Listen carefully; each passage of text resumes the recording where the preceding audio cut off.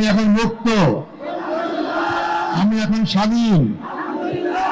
এটা স্বাধীন দেশে আমি স্বাধীন নাগরিক একজন। আমি প্রায় 14 বছর কারাগারে থাকার পর আজকে সকালে মুক্ত হলাম। আমি এখন মুক্ত, আমি এখন স্বাধীন।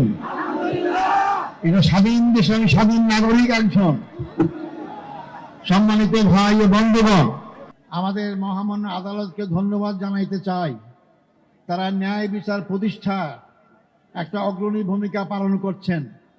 এতদিন ন্যায় বিচার ছিল না, আদালতকে ব্যবহার করা হয়েছে। এই জন্য আশা করি আমরা সামনের দিনগুলোতে আমাদের আদালত জনগণের আশা আকাঙ্ক্ষা অনুযায়ী তারা জনগণের ন্যায় বিচার যাতে পায় সেই ব্যবস্থাই তারা করবেন। আমি ধন্যবাদ জানাতে চাই আমার মামলায় যে সমস্ত আইনজীবী নিয়োগ করা হয়েছিল, আমি যতদূর পত্র পত্রিকার মাধ্যমে জানতে পেরেছি, পড়তে পেরেছি, তা অত্যন্ত সাবলীল সুন্দর যুক্তি উপস্থাপন করার মাধ্যমে আমার মামলার অসারতা দুর্বলতা সমস্ত কিছু প্রকাশ করতে পেরেছেন এবং আন্তর্জাতিকভাবে স্বীকৃত যে এই মামলার মাধ্যমে আমার অতীতের আগের সরকারগুলো কিভাবে নির্মমভাবে আমাদের আগের ভাইদেরকে হত্যাকাণ্ডের মাধ্যমে তাদেরকে দুনিয়া থেকে বিদায় করেছেন।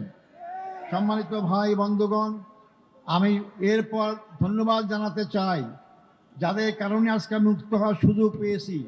সেই 36শে জুলাই অর্থাৎ 5ই আগস্টের মহা বিপ্লবী নায়কদের জন্য আমি ধন্যবাদ জানাতে চাই।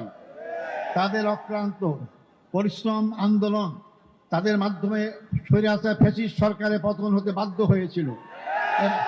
এবং সবচেয়ে আমি ধন্যবাদ জানাবো এই ক্ষেত্রে ছাত্র সমাজকে, যারা অতীতের অহংকার গর্বকে আবার প্রতিষ্ঠা করতে পেরেছেন। ছাত্র সমাজই রাস্তায় রাজপথে নেমে রক্ত ঢেলে তারা এই 14.5 বছরের ফ্যাসিস্ট সরকারের সকল অত্যাচারের বিরুদ্ধে জনগণকে সাথে নিয়ে তারা রাজপথে যে আন্দোলন গড়ে তুলেছিলেন, যার কারণে গর্ব গম্ভ সব চূর্ণ হয়ে বাংলাদেশ নতুনভাবে স্বাধীনতা অর্জন করতে পেরেছে।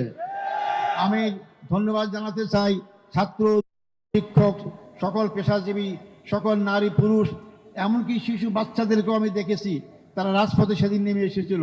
সবাইকে আমি ধন্যবাদ জানাতে চাই। আমি ধন্যবাদ জানাতে চাই আমাদের দেশপ্রেমিক সেনাবাহিনীকে, যারা জনগণের পক্ষ না নেওয়ার কারণেই আজকে আমরা এই অবস্থা আসতে সক্ষম হয়েছি।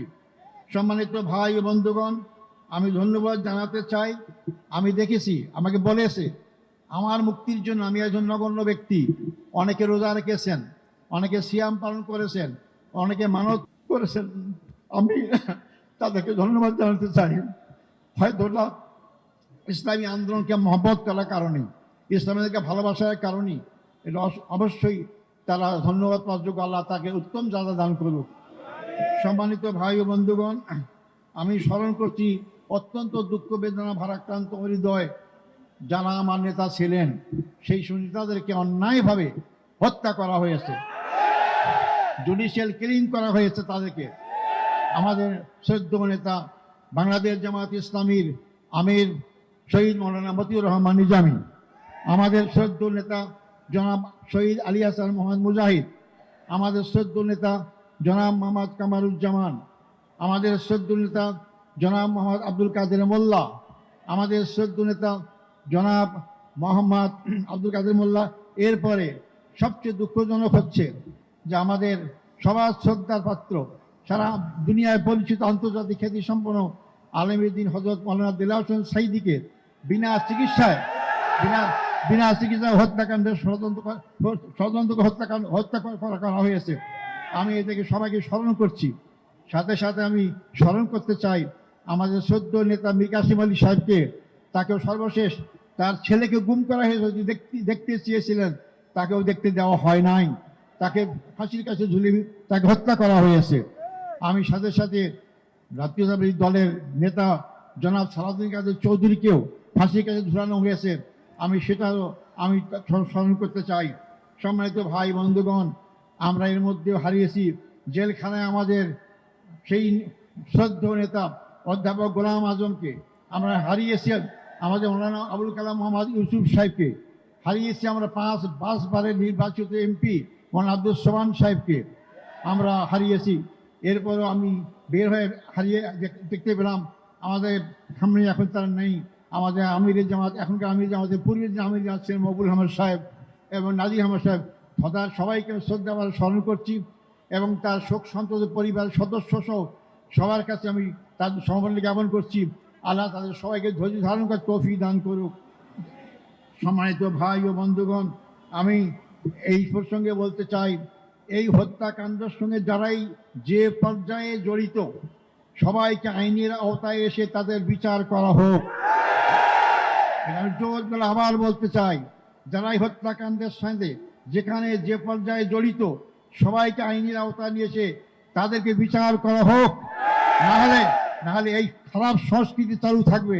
এখান থেকে বেরিয়ে আসতে হবে আমাদেরকে। সম্মানিত ভাই ও বন্ধুগণ, আমার জন্য আন্তরিকভাবে দোয়া চাই আপনাদের কাছে। আমার অপরাধ কি ছিল? আমার অপরাধ ছিল ওমা নাকামু মিনহুম ইল্লা আন ইউমিনু বিল্লাহিল আজিজিল হামিদ। আল্লাহর প্রতি বিশ্বাস, এটাই তো আমার অপরাধ ছিল, আর তো অপরাধ নাই। আমি তো আপনাদের কাছে দোয়া চাই যে অপরাধের কারণে ফাঁসির কাষ্ঠ থেকে আছে আমি এদের কাছে ফুলের মালা পাচ্ছি, রশি গলা সেরে গিয়ে ফুলের মালা পাচ্ছি।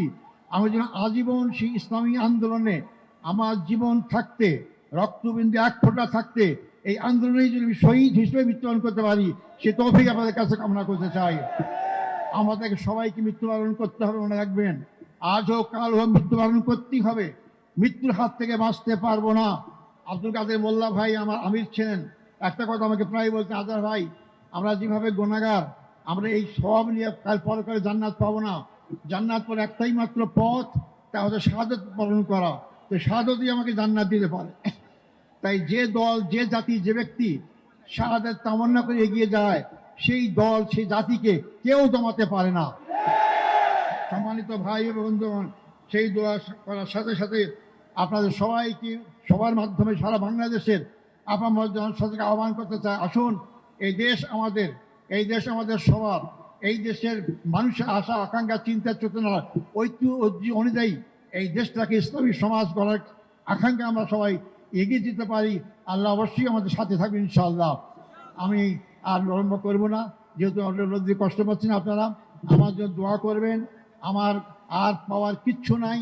আমার জীবনে যদি আমরা এখানে আল্লাহর দিন প্রতিষ্ঠা দেখে যেতে পারি, এর চেয়ে সর্ব বড় পাওয়ার কিছু নাই।